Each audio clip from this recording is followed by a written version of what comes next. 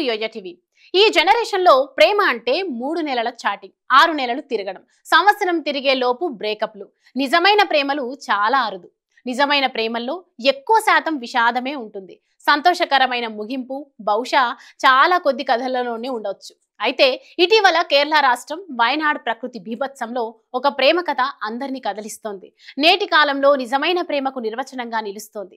ఇటీవల కేరళ రాష్ట్రం వయనాడ్లో కొండ చర్యలు విరిగి పడటం, వరదల కారణంగా చాలా ప్రాణ ఆర్థిక నష్టాలు చోటు చేసుకున్నాయి. వయనాడ్ జిల్లా చూరల్మల గ్రామానికి చెందిన శృతి 24 ఏళ్లు. కోజికోడ్లోని ఆసుపత్రిలో అకౌంటెంట్ గా పనిచేస్తోంది.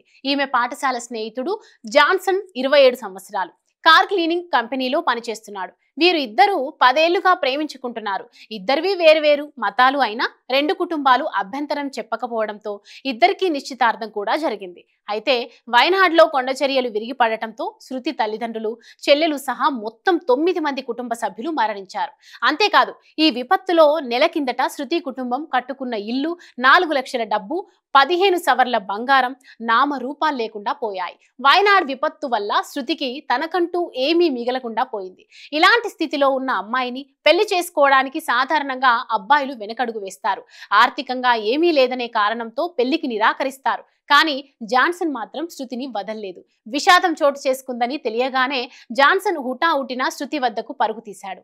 ఆ రోజు నుండి ఇప్పటి వరకు ఆమె వెంటే ఉన్నాడు.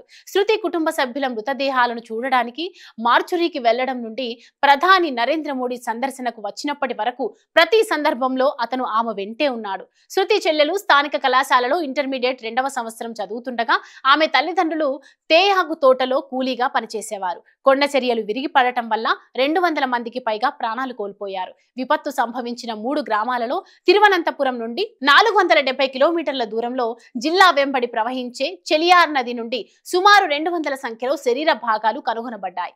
అయితే శృతి తన తల్లి మృతదేహం కూడా లభించక పుట్టడు దుఃఖంలో మునిగిపోయింది. DNA పరీక్ష అనంతరం తన తల్లిని ఒక చోట ఖననం చేసినట్లు తెలుసుకుంది. తన కుటుంబ సభ్యుల మృతదేహాలున్న శ్మశానంలోనే తాము జీవితాంతం కలుసుంటామని శృతి, జాన్సన్లు ప్రతిజ్ఞ చేశారు. ఈ స్టోరీ విన్న వాళ్ళంతా బహుశా ఇదేనేమో నిజమైన ప్రేమంటే అంటూ కామెంట్స్ పెడుతున్నారు.